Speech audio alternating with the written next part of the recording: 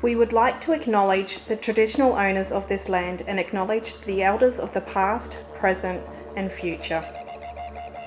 Hi, I'm Mel. I came from the Dreamtime, from the dusty red soil plains. I am the ancient heart, the keeper of the flame. I stood up on the rocky shores, I watched the tall ships come. For 40,000 years I've been the first Australian. Hi, I'm Jess. I came upon the prison ship, bowed down by iron chains. I cleared the land, enjoyed the lash, and waited for the rains. I'm a settler, a farmer's wife, on a dry and barren run. A convict, then a free man. I became Australian. We are one, but we are many, and from all the lands on earth we come. We share a dream and sing with one voice. I am, you are, we are Australian.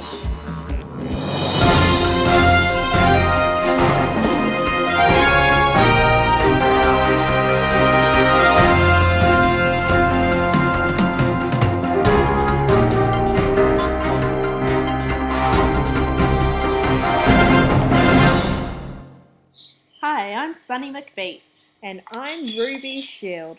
We're coming to you from Springfield.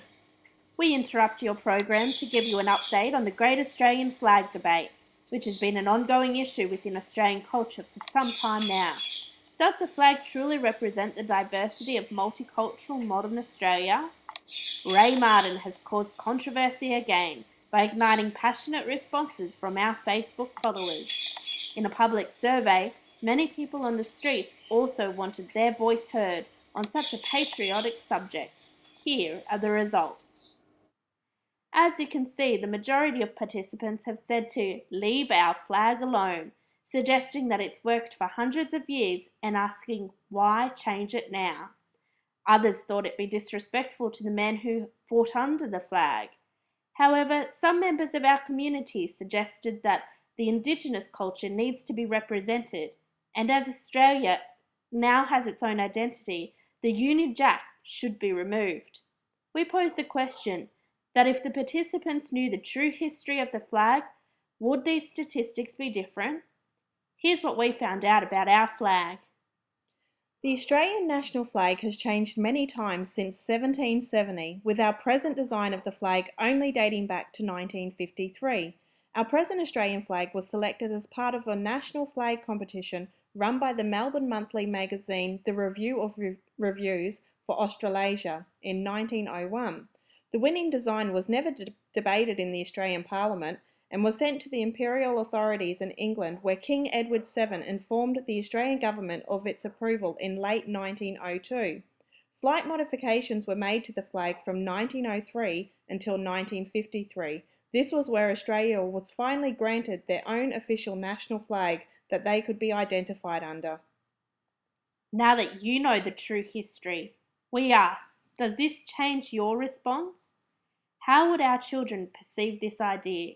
Would their view be changed if classroom lessons focused on difference, diversity, and tolerance of other cultures?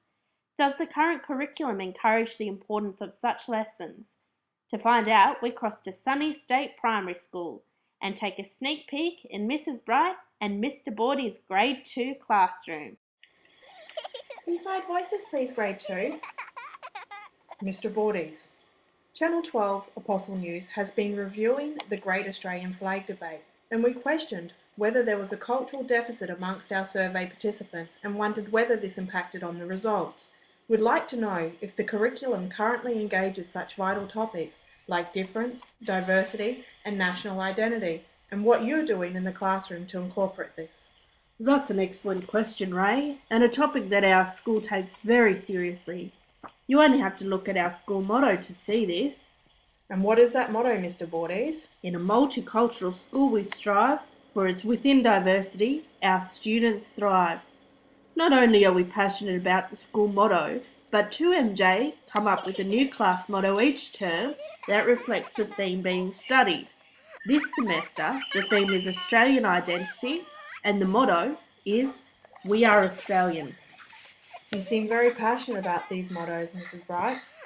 Oh, Ray, you see, our classroom includes children who have come from all corners of the world, and as such, we not only tolerate, but in fact celebrate all cultural differences amongst the students.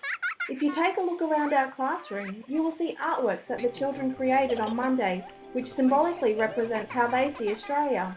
This is what we believe was an authentic art activity with the objective to share ideas in response to the music, pictures and stories that we have gathered on Australian culture throughout the term. In doing so, we found the children were able to uncover their own identity and what it means to them to be Australian. Wow, that sounds like fun. Well, that's the intention, Ray. Froebel has influenced us to believe that it's while children are having fun, they are best able to express their innermost thoughts, needs and desires, which are so important for the growth of their individual identities. Absolutely, and we find they're able to enjoy learning and have fun most when they feel like they belong. So to ensure this happens, we exercise an inclusive class environment by catering to all learning styles and making sure every child's voice is heard. By having such an open communication with our students, they become aware and tolerant of opinions and ways of being that differ from their own. Yes, certainly feels like a fun and inviting place to be. So I hear you have some activities in place at the moment. Can you tell us about these? Today, the class are working on creating a symbolic image of their thoughts on what the Australian flag should include. This is achieved by selecting a cutout doll and using a variety of resources to cut, colour and glue iconic symbols. The purpose of displaying these images on a doll cutout is to represent Australian identity. They will be hung up underneath our motto, "We are Australian," with the children's names proudly labelled with their artworks, displaying not only our collective class identity, but also a national identity. Once again, this provides a sense of belonging in the class and to our country. Whilst every child has the opportunity to create their own masterpiece, they are encouraged to interact with their peers to assist and pose questions, which helps with their learning and is used as a tool to minimise marginalisation, alienation and disadvantage.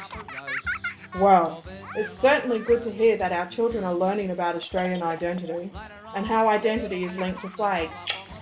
How does this link to the curriculum? Are other schools engaging in these lessons?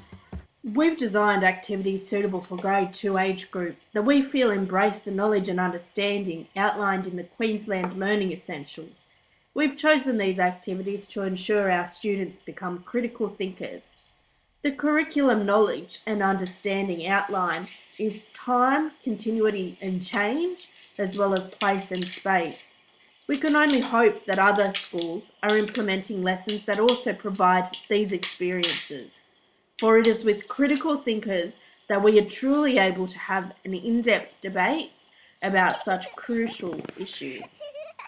Gosh, that is reassuring to hear. And I've noticed your world globe. Is that part of your Australian identity term work? Well, actually, Ray, whilst our globe has been useful in this term's activities, it has remained on our desk since term 1. During the first week of the year, we invited them to place a dot on a place in the world that had some significance to them. Some children placed a dot in their country or town of origin, whilst others placed a dot on places they'd visited. This is an ongoing activity, and children can place a mark on the globe at any time. Just last week, Johnny placed a mark on Italy as he had just come back from visiting his nonna.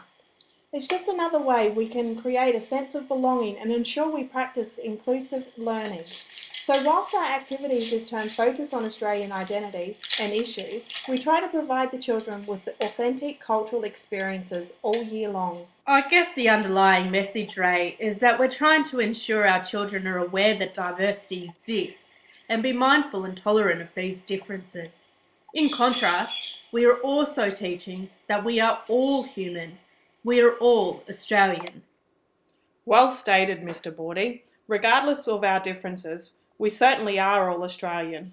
On behalf of Channel 12 Apostle News, we'd like to thank you for taking the time and inviting us into your aspiring classroom. We now cross back to you, Ruby and Sunny. Thanks, Ray. This is a fantastic time to learn about the Australian flag so close to the London Olympics. What an inspiring classroom, Ruby. What makes you wonder if the Great Australian Flag debate will be reignited once again when these children are old enough to voice their opinions, and whether their learning experiences about difference, diversity, tolerance and national identity will have an impact on their view. Thanks for staying tuned. I'm Ruby Shield. And I'm Sunny McBeach. Good night.